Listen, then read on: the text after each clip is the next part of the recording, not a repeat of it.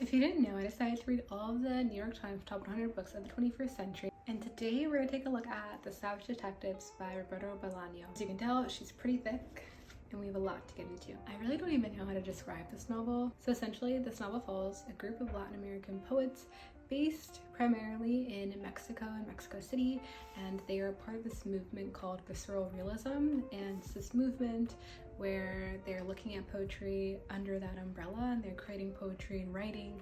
And the novel is broken into 3 parts. In parts 1 and 3 we actually follow one main protagonist, whereas part 2 is a lot of different maybe interviews or glimpses of perspective from different characters. And so that's actually probably the biggest drawback that I have about this novel, is that it was hard for me to really buy into it, because in the first part I got to know Juan, who is our main protagonist. I got really invested in him. I found myself getting to know this character, and then part 2 we didn't hear anything from Juan. It also is the largest chunk of the novel, and so I found myself having to force myself to keep on reading, because I was getting all of these perspectives from people that I was like, okay, wait, who are you again, and why do you matter? And it felt a little trivial.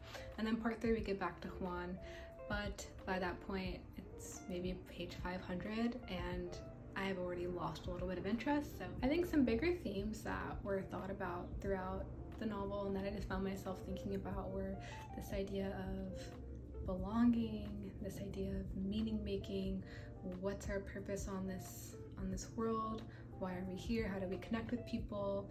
And I found that each of the individuals who were really attuned or interested in the visceral realism poetry movement were folks who were looking for that group. They were looking for someone to say, you matter, what you're saying is important, and I want you to be here. Juan, I loved him. I haven't read the perspective of a 17-year-old boy or just the spring awakening teen angst that occurs for that group sometimes, in a way that was really funny and there's lots of ego, and he just was a really easily likable character. So I would say that was a highlight for me for sure.